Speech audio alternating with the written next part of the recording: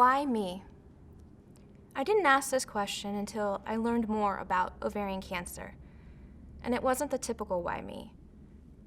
It was, why was I one of the fortunate ones?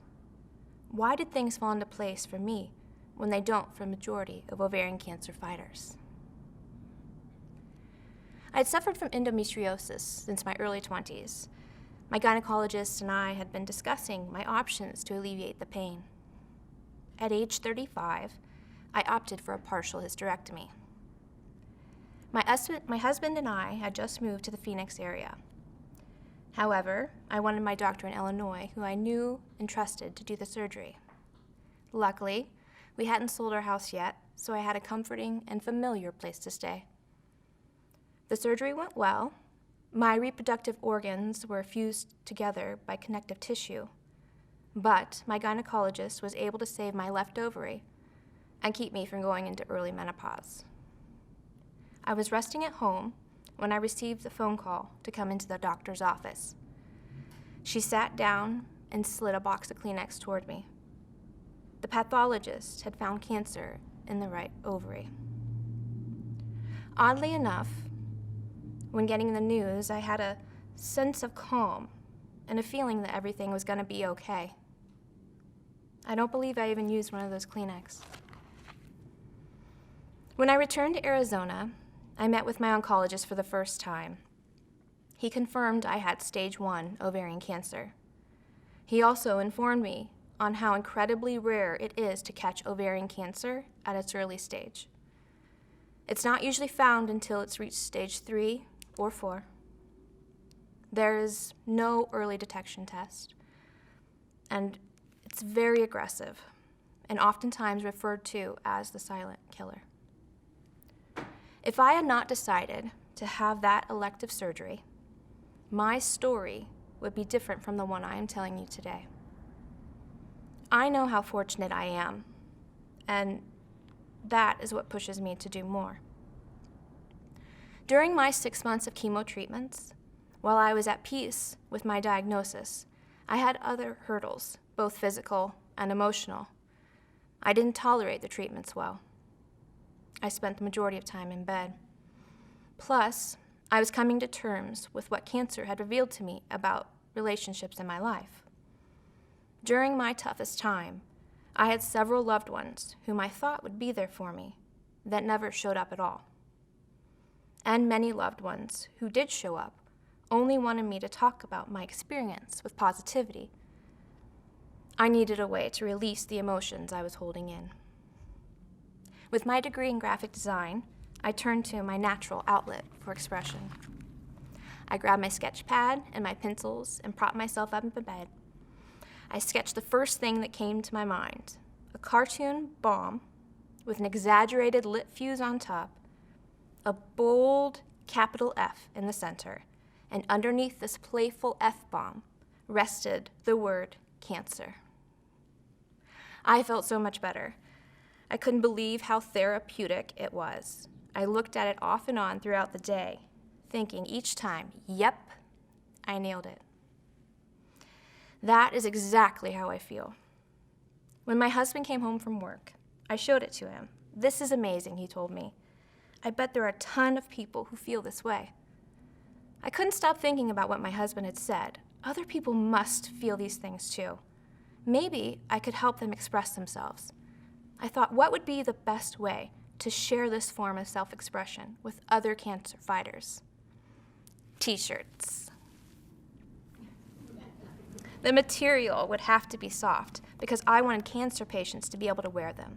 I started ordering shirt samples so I could test them during my treatments. After all, I was the perfect guinea pig. My skin was so sensitive, I kept stealing 100% cotton T-shirts from my husband. In the midst of all my planning, I suddenly realized this was the beginning stages of a business. What would I call this self-expression apparel for those affected by cancer?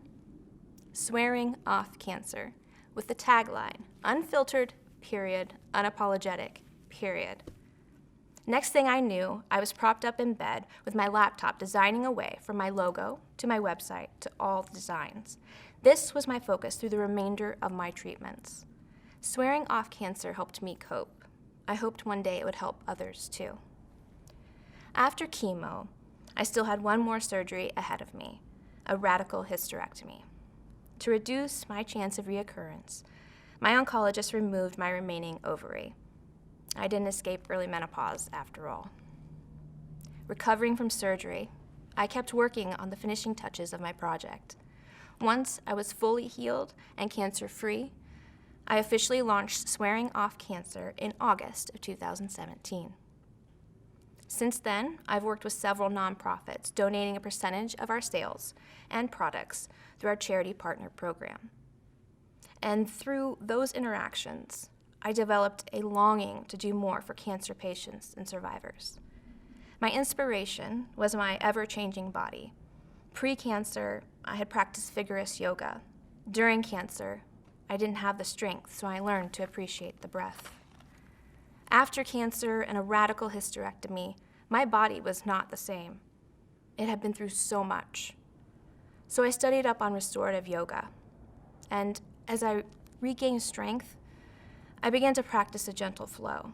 And just like my sketches, I thought this might help others. In 2019, I received my yoga teacher certification and my yoga nidra certification. With a little help from the universe, I was led to the Body, Mind, and Spirit program at Virginia G. Piper Cancer Center. Wellness classes were offered there free to all survivors, regardless of where they received treatments. I taught a weekly restorative class there, and while my students' feedback was that I provided them with something of value, what I got back in return is unmeasurable. It's an amazing program, and I love being a part of it. Hopefully we'll be up again and running soon. As all of us cancer fighters know, and survivors, there is life before cancer and life after diagnosis. It's a clear line. It's almost like living two lives. In my second act is different from my first because I am who I am in part today because I had cancer. I have relationships and friendships and experiences I wouldn't have had without it. I have the honor of helping other cancer fighters cope with the many stages of survivorship, and I continue to be humbled each day by the lessons I've learned. I know myself better because of cancer. I'm more patient and understanding, except for when I have one of my menopausal episodes. Sorry, honey. If I get mad, I don't stay mad for long, but that's probably because I can't remember why I was mad to begin with. Chemo brain. I savor the people in my life. I know that family comes in many forms. I now realize it's not the quantity, but the quality of those you surround yourself with that truly matters. And not everyone is meant to be in your life forever. I appreciate the little things. I love the mountains so much. Sometimes when I see them, I cry. But most importantly, I am aware of how incredibly fortunate I am. And I strive to never take that for granted. Namaste.